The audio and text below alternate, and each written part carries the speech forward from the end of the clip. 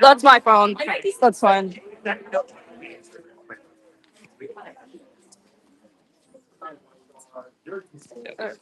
Yeah. And then All right.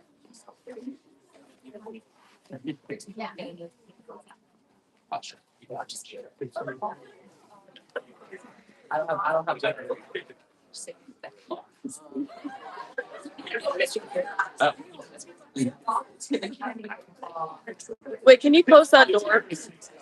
Yeah. No, the one outside. Thank you so much.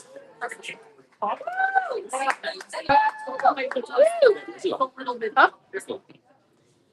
It's underneath. I just you have it, right? Oh, yes. I missed that part. okay, great. We're just getting set up again with the live stream and everything. But yeah, I'm excited to introduce Tess, our third speaker. Yeah.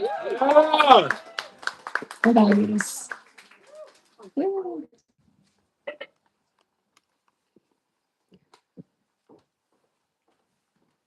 Glenn.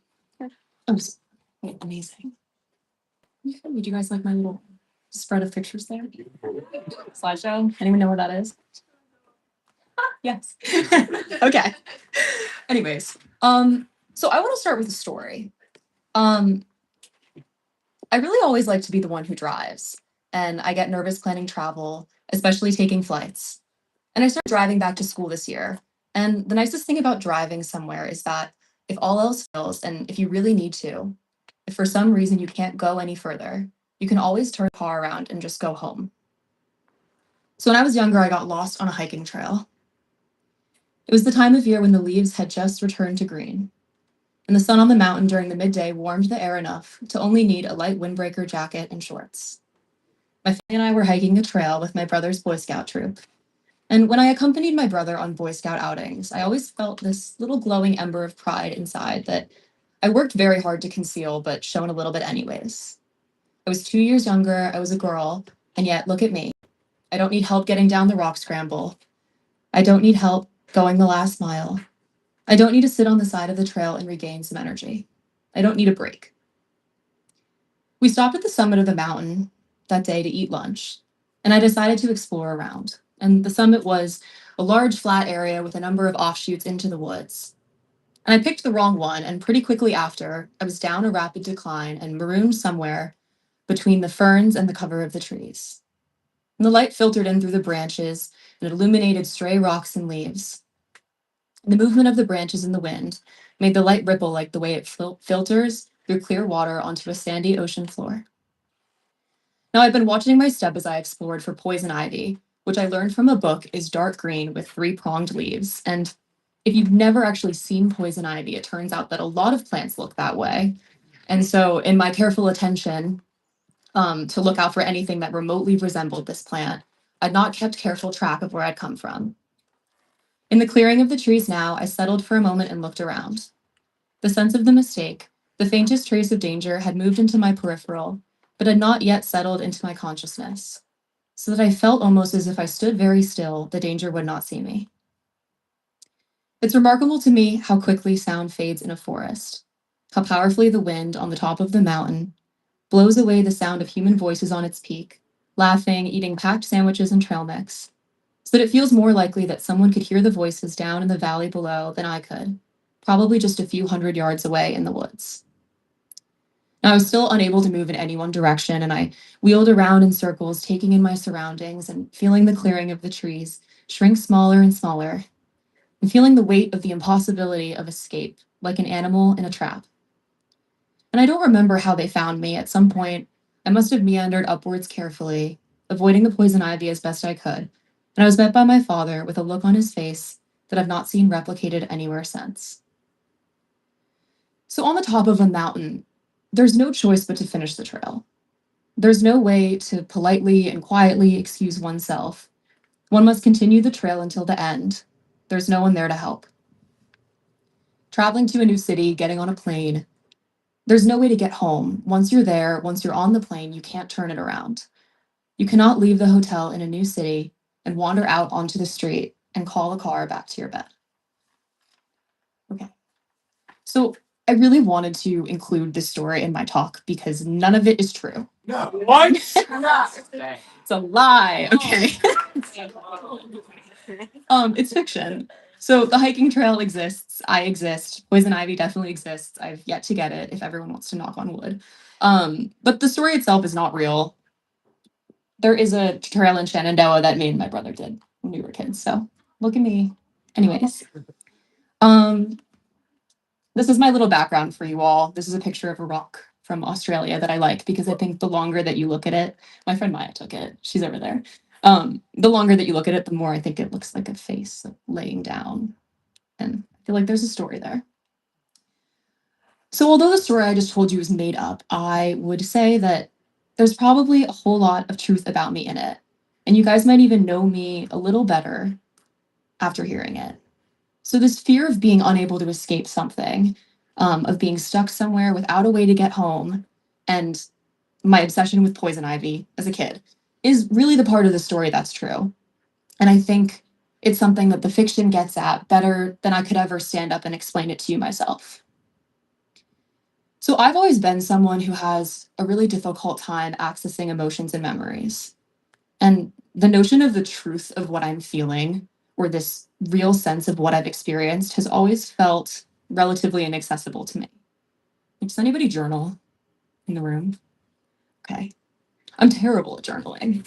And I understand that for someone who's about to talk about writing for a very long time, that might be surprising. And I've tried many times to keep a journal.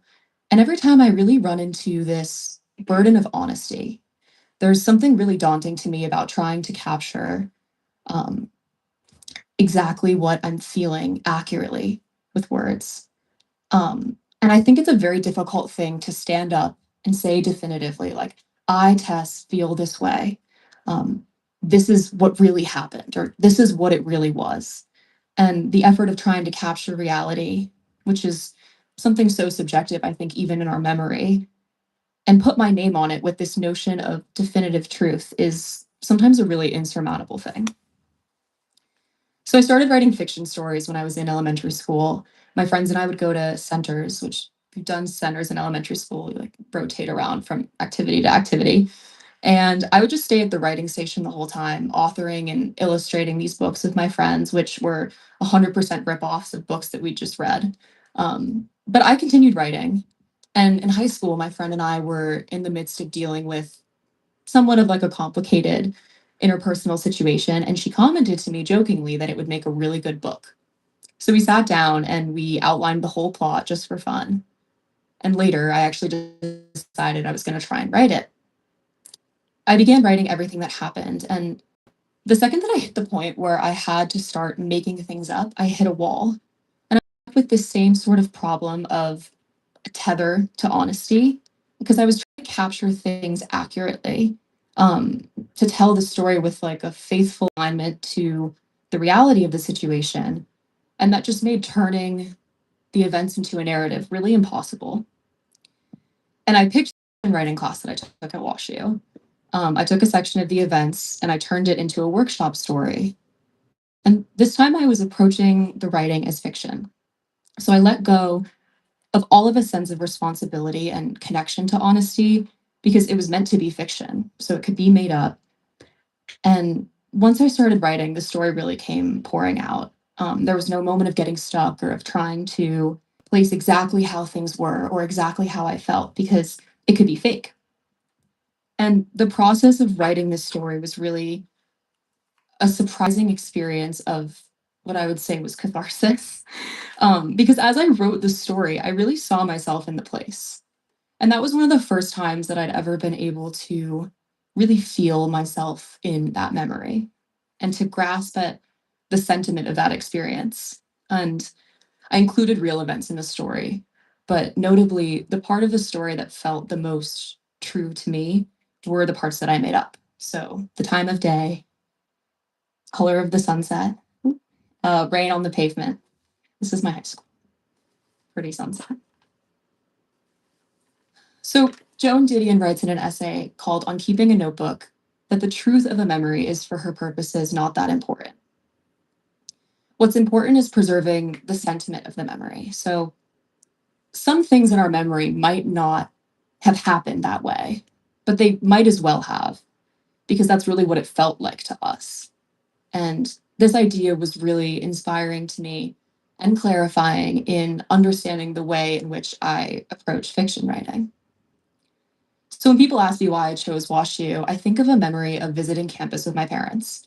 And we were just walking around, no tour, and we came across this spot of benches that were tucked behind some flowers and like bushes and trees. And I remember thinking when I looked at that spot, oh, like I could write there. And then my mom turned to me and she was like, that looks like a spot that you could write.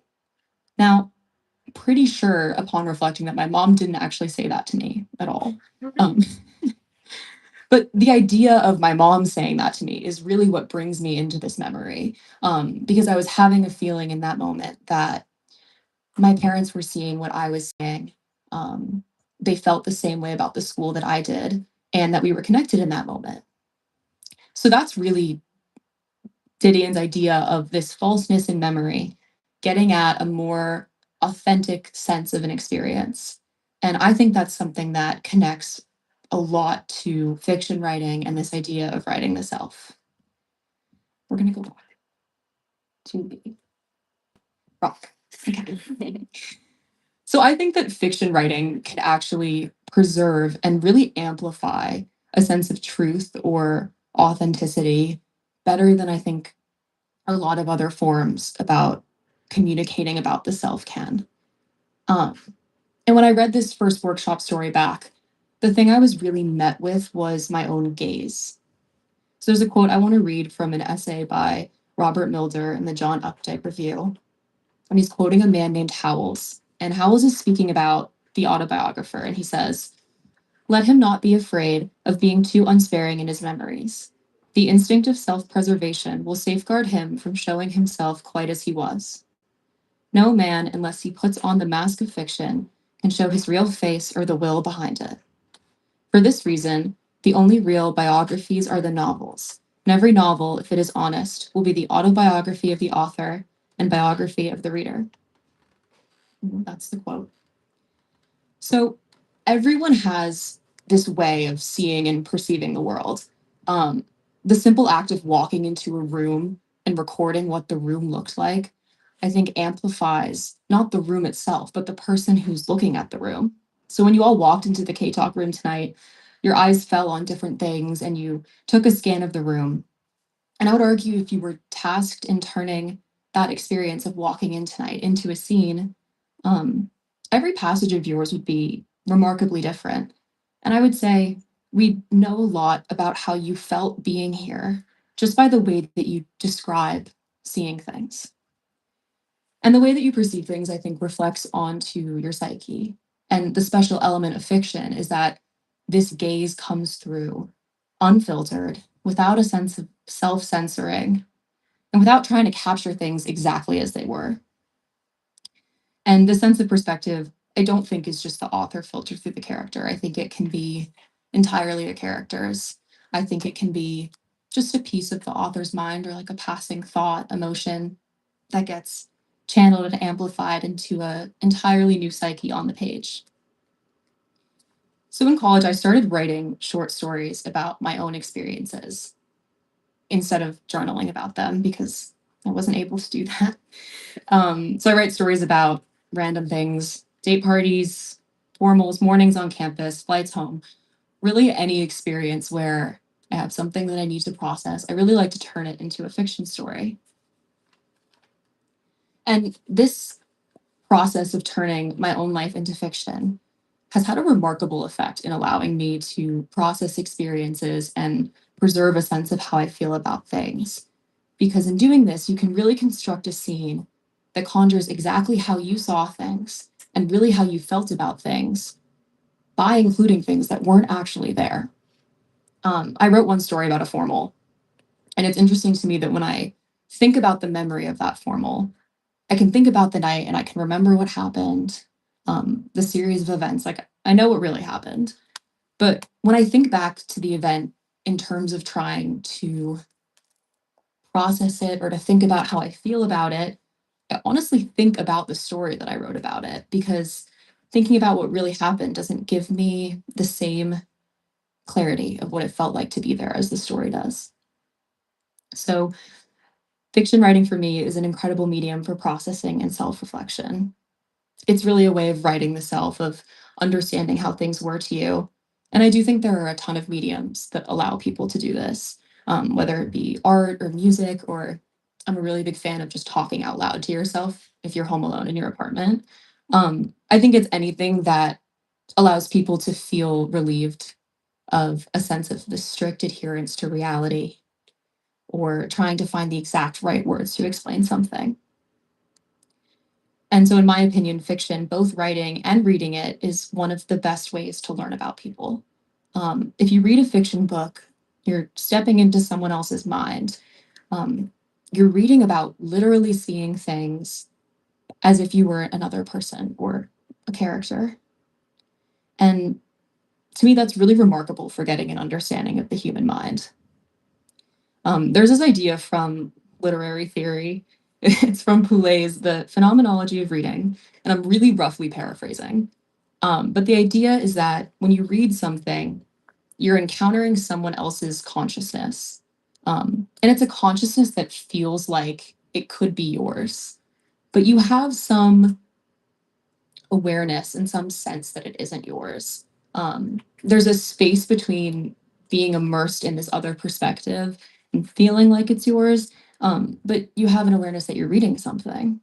And this is the space where he suggests that you come to critical reflection. And I think this is one of the most valuable things about reading fiction. You get brought into some other perspective on the world and on life that's unself-conscious, and it's untethered to trying to perfectly reflect reality. So you really get some vivid picture of someone else's perspective. But you know it's not your own perspective. So then you can see where ideas are reflecting back, the moments where you read something and you take pause or you feel like it resonates with you. And you get a clearer idea, I think, of your own mind and your own way of seeing the world when you're reading someone else's. And I think, like no other thing, fiction can capture truth in a really remarkably powerful way. It's helped me understand the truth of my own life, both in writing and in reading it. And I hope that in hearing this, you guys maybe consider engaging with some fiction in some way or finding whatever medium of this works for you. So I wanted to return to the story of the formal that I went to. The story that I told you guys about the hiking trail at the beginning of this talk was something that I wrote for this talk. But when I write fiction stories just to process, they're usually things that I write all at once and I really never return to them, nor do I ever expect anybody to read them. So I can tell you guys what I remember about this formal night from the perspective of what really happened. And I have a little picture for you. Ta-da. It was pouring rain in the evening while we were getting ready. I was hosting a free game at my apartment. And I was in some really funky, bad mood. I had a really bad feeling about the formal, and I don't know why. And the night definitely spiraled out into trivial events that I'm not going to recount. But the important thing here is that it was raining, and I was really not excited to go to this formal. So I thought I would read the beginning of the entry that I wrote about this night to close, and perhaps you can see here what I was feeling more clearly than I can describe it to you. The night smelled like rain. The storm had come early, slamming the city with heavy sheets of water before it dissipated as quickly as it arrived. It left behind only a green tinge to the evening sky and its smell. The smell quieted the city like a fresh blanket of snow, and as the dusk turned to darkness, people retired early to bed, mumbling to themselves, who would go out after a storm like that? On the sidewalk of one downtown street, there was the smallest commotion, the clicking of high heels moving carefully, with girls holding up the ends of their dresses, shuffling towards a warmly lit building with large stone stairs. Boys in suits meandered towards the building shortly after, knocking back shooters as they moved, and throwing the empty bottles to the ground. The bottles floated along in the storm drains like tiny abandoned ships. It felt wrong. the nervous buzz of excitement sticking out sharply against the peace of the evening. The groups moved inside until the sounds of kids on the street gave way again to the dripping of rain off of the railings on the stairs. When the heavy doors closed, they shut away the sound inside the building, keeping the consequences from the people moving during a night when they were not supposed to locked inside. Thank you.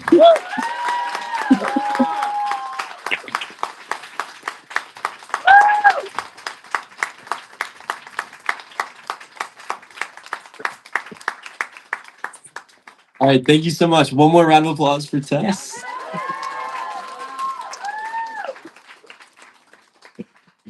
Okay, we have one more speaker, so I'm excited. Yeah. Okay, here's Soph.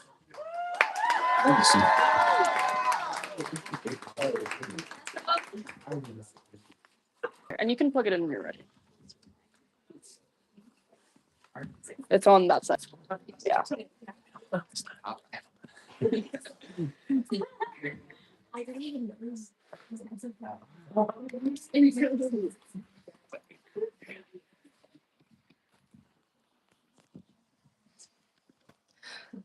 These are the words that come before all else. I love you, and I'm glad that I exist today. I thank the East for the rising sun. I thank the West for water. I thank the North for air, and I thank the South for earth. How much greater is the world when we see it as a gift, freely given in abundance. The only things I need return are gratitude, reciprocity, and my own life. Hi. Good evening, guys. My name is Soph, and I end almost every day with a gratitude meditation that goes on for about 10 minutes. And what I just gave you guys was the first few lines of it. This K-Talk will be about the words that come before all else. What are the words, and why do they come before all else? If there's one thing I want you to take away tonight, it's that gratitude is important. For me, gratitude is the most important thing I will ever do, and I want to explain why. And to do that, I'm going to move loosely chronologically through my years at WashU to explain how I arrived at this worldview that gratitude is not only a practice, but also a way of being. This talk is about gratitude, so you know I mean it when I say thank you. To my mentors, Caroline, Liz, and Marielle, for your wonderful support and enthusiasm. Liz, I hope I make you cry again. That's my goal. Thank you to Vic and Evan, our wonderful K-Talks organizers. And most importantly, thank you all for listening. I owe the words that come before all else to an Indigenous writer and scientist named Robin Wall Kimmerer, who wrote this book, Braiding Sweetgrass. Freshman year, when I was getting to know my roommate and one of my best friends, Chathan, we talked about books that changed our lives, and he recommended it to me. In Braiding Sweetgrass, Wall Kimmerer has a chapter on practice used by the Haudenosaunee, or Iroquois Confederacy, which she titles Allegiance to Gratitude. You know how in elementary school, every day started usually with someone coming on the loudspeaker and going, I pledge allegiance to the flag of the United States of America and to the Republic of, yeah, you get it. The basic idea is that in America, we have a shared practice that uses patriotism, however you feel about patriotism right now, as a way to bring people together. Wall Kimmerer tells us that the Iroquois pledge allegiance to the world and not a state. In the shared practice known as the words that come before all else, people thank the earth for sustaining our lives and the sun for shining, and our fellow creatures for giving their lives to nourish our own. With this action, people build a culture on a concept of abundance and establish that we are interconnected with our worlds and therefore responsible for it. I read this chapter and I thought, oh, how cool, and I tucked it away. Two more important things happened freshman year. One was that I joined Wilderness Project. Woo! Shout out WP. Woo! And went on my first ever hiking trip. This will be relevant when we return to senior year. But basically, WP became a foundation for my love for the outdoors as a place where I felt safe and as a place of connection to other people. So it made sense for me to start thanking the trees. The second is that I went to Ecuador on an ampersand study trip, shout out GCP, and my professor was from Ecuador and introduced us to the communities that she'd grown up in. At WashU, she began each one of her classes with an arrival, a brief meditation to help us be present. And in Ecuador, frequently when we met new people, we began introductions by standing in a circle and thanking the cardinal directions of east, west, north, and south for fire, water, air, and earth. Because isn't it miraculous at the end of the day that we have water to drink and earth to stand upon? You can see the direction that this is going, kind of. I felt that these things were important in an intangible way, and I began weaving together a gratitude meditation, though I didn't know it yet, borrowing inspirations from my classes, teachers, and experiences at WashU. And then sophomore year, a lot of things in my life changed very quickly in ways that I still don't fully understand. I have depression, and it's a lot better today than it used to be. But I spent a big chunk of sophomore and junior years in a very dark place, suicidal, wanting to die. And I don't say this as something that I shy away from. I try to be very frank about that. Mental illness is real, and existing in the world isn't always easy. And at that time, I wanted it to end. So, put really plainly, it hurt, and I learned to fight it really hard.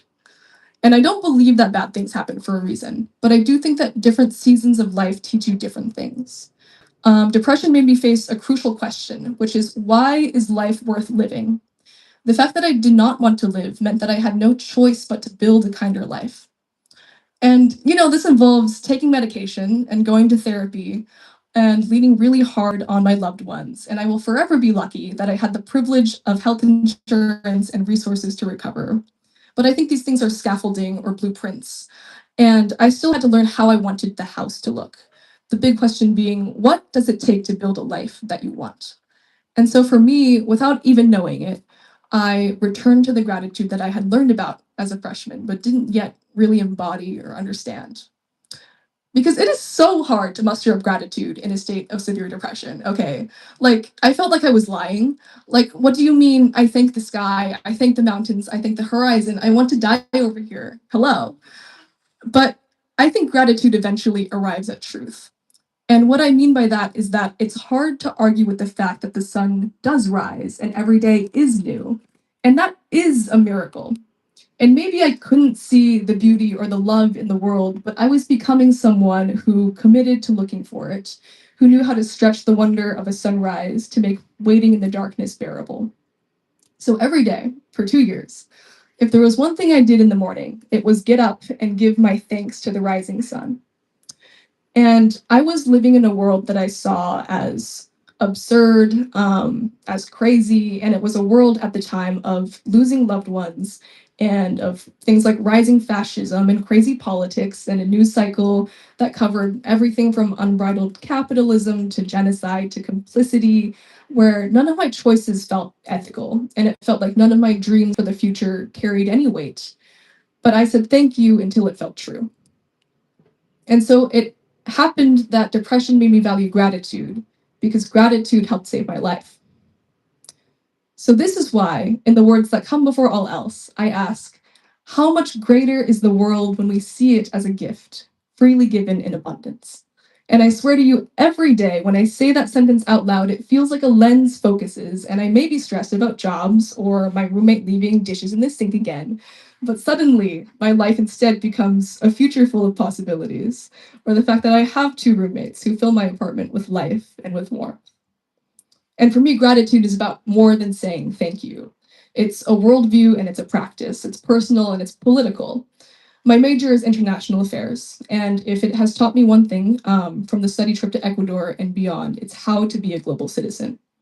As in, all of our choices are connected, and we are responsible for one another as human beings, and we are responsible to this planet we call home.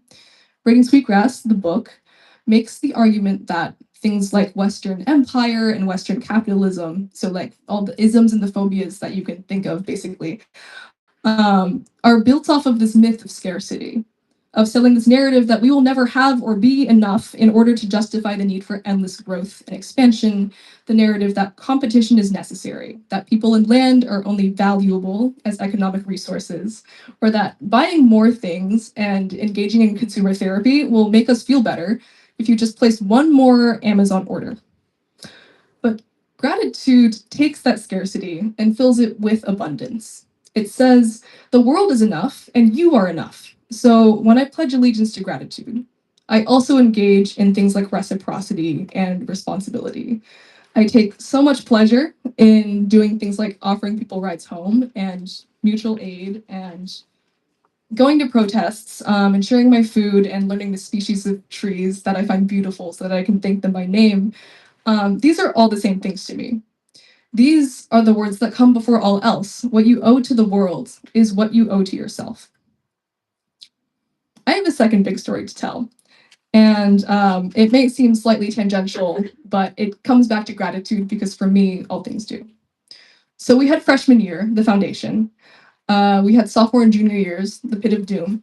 This is senior year.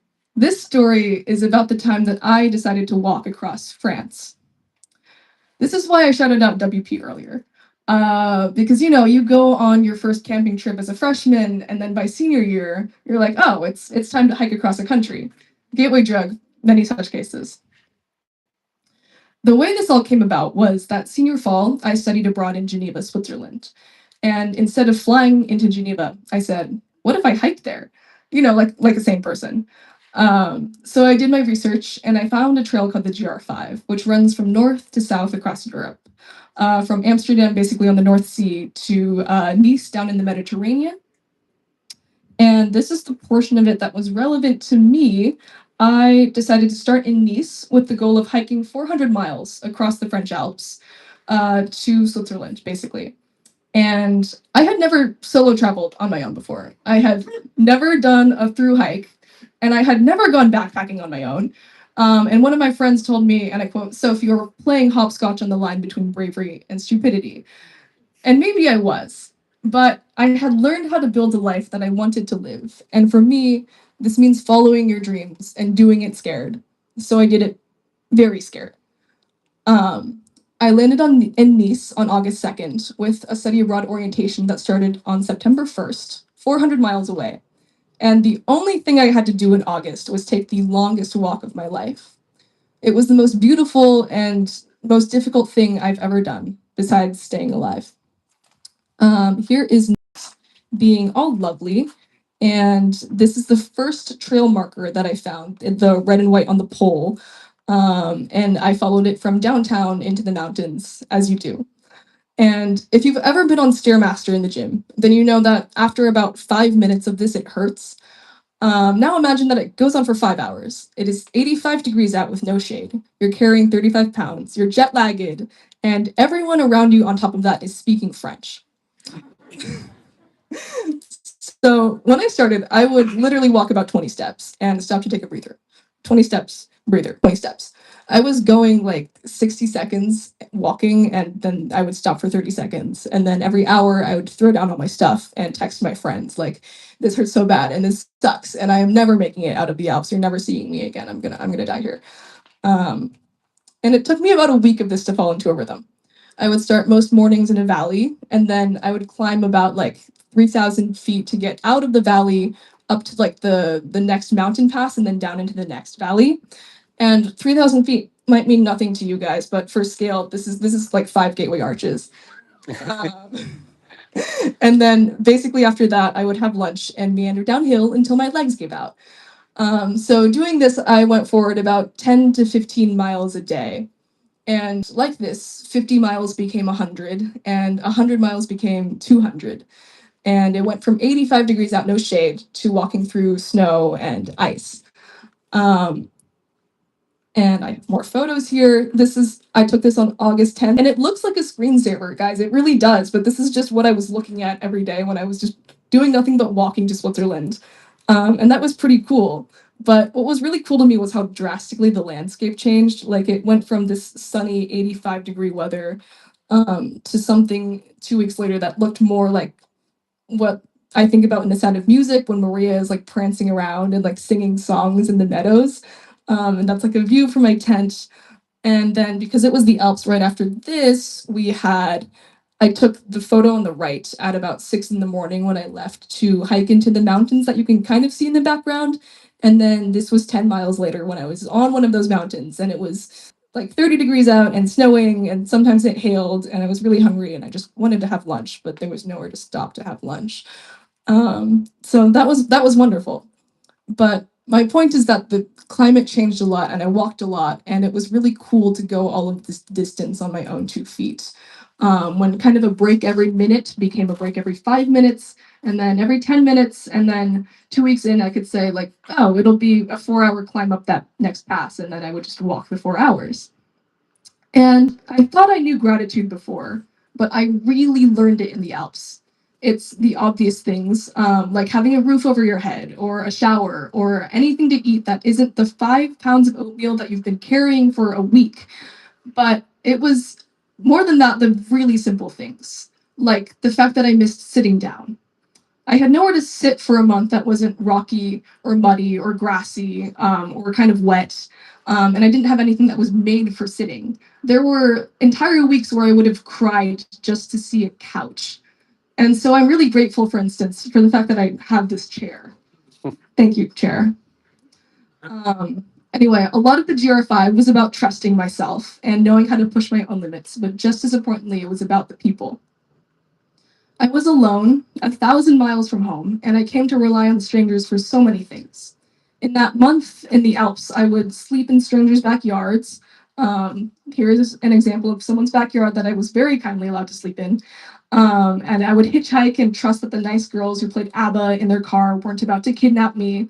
I would ring doorbells and ask in the countryside in my terrible high school French, like, "Excuse me, do you have any water?"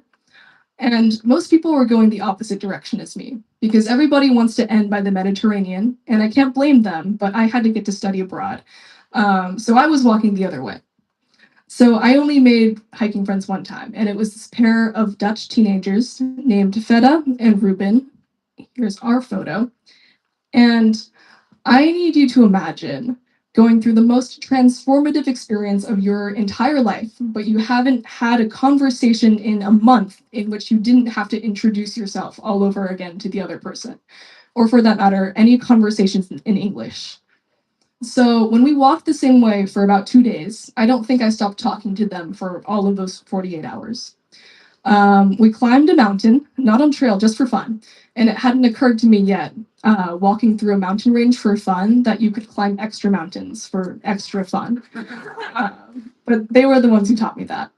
We slept outside in a field one time without tents, to watch the Perseid meteor shower go by overhead. And then in the morning we woke up and we saw that the field was covered in cow shit. And we were like, oh, but it was worth it, because we just saw the Perseids in the Alps. Like, we don't care about sleeping in cow poop. But unfortunately, the next day our paths converged, and I cried my eyes out on this bench in a little village at sunset and filled my water bottle and kept walking. But I was just thinking, God, what a gift to have found these people in the mountains, and how lucky I am to have had such a hard goodbye, and how grateful I am for a world where perfect strangers become perfect friends, even for a day. I have one last story from trail. I'm going to bring us back to day 3, before I learned how to talk to strangers in French, and before I learned what lonely really meant. Day 3, after just 48 hours in a new country. I had, on the first day, walked a half marathon uphill, carrying over a quarter of my body weight.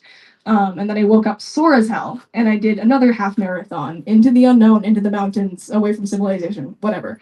And I knew that every day it would be another half marathon, gradually just getting weaker, because there's no way to get enough calories to keep up. One thing you need to know, and that I was just learning on day 3, is that on the Mediterranean portion of the trail, there is no water.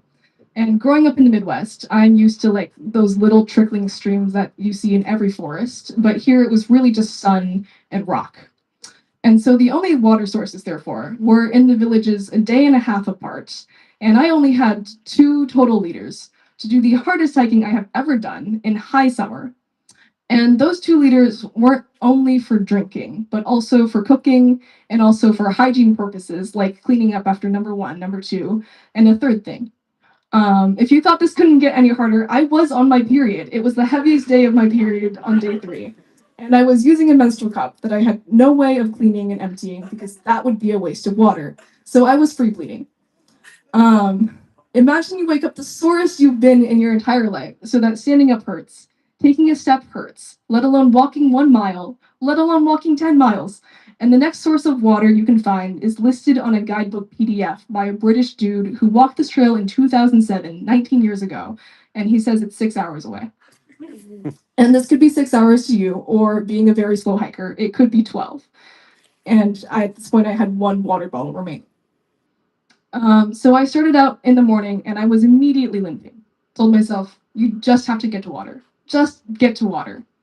I kept limping on, and it had been 6 hours and there was no water. 7 hours, no water.